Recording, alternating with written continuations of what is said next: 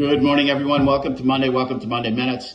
What a pocket of time. If you look at this pocket, 2021, 22, 23, 24, it's all about interest rate normalization, of late interest rate differentials, different central bank policies, but emanating from zero interest rate policy for a long period of time, negative interest rates for decades, yield curve control.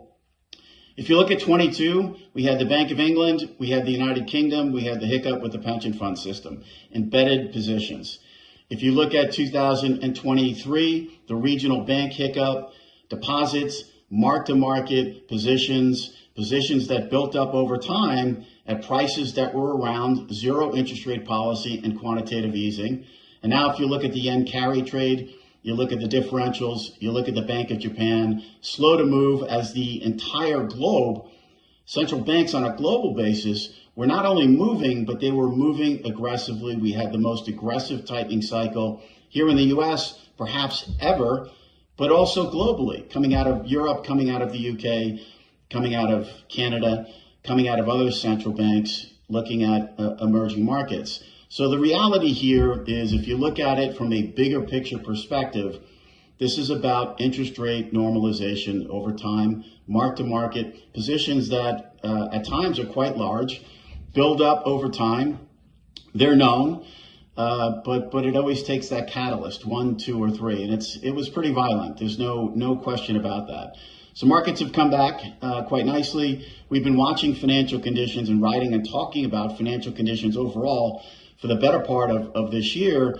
In many cases, financial conditions, if you look at the Bloomberg Financial Conditions Index, we were as loose as we were in 2021 when the Fed was at zero and buying 180 billion between treasuries and mortgage-backed agency securities. So financial conditions were clearly too loose. You don't know what that catalyst is going to be. For the Fed, they don't want to see conditions move too quickly in either direction.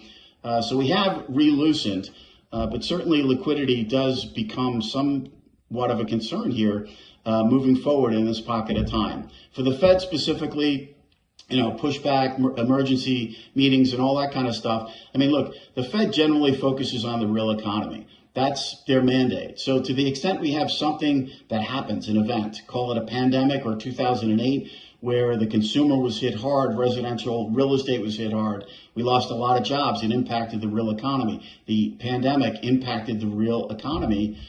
Those are instances where you will see the Fed react. But in cases like this, the U.S. consumer doesn't have the yen carry trade on, right? So the participants in these types of trades, and even commercial real estate to a certain extent, not that they're discounting it, but they're not easing because of some of the pain that we're seeing on the commercial real estate side.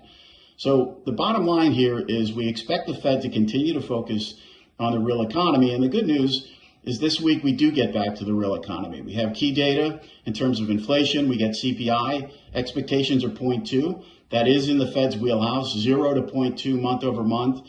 Those types of readings will help the Fed regain that confidence as we move toward Jackson Hole and the September Fed meeting. We get PPI, CPI back-to-back, PPI before CPI, and then retail sales. The economy's been slowing. It has been a consumer-based slowdown. The labor market has been slowing. So expectations clearly this month, much lower than when we saw last month. Markets will be watching those numbers very, very closely this week. We call it guideposts in an environment like this. Markets are looking towards something to give them to regain that confidence away from the moves that we've seen in some of these built up positions over time.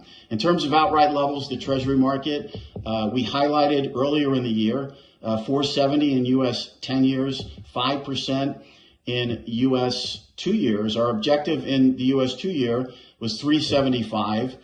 More so over the lower inflation readings and the weakening in the employment number. And then we got a little bit of a kicker here with the yen carry trade unwind. Our objective was 375 in 2 years. we went through that objective and ironically hit levels very close to where we were in early 2023 with the regional bank hiccup. So a little bit of backfill here certainly makes sense as we look toward the data this week. Little in the way of Fed speak, we think, to move markets. Wishing everyone a great week ahead. I'm Greg Faranello. I'm head of U.S. rates for AmeriVet Securities.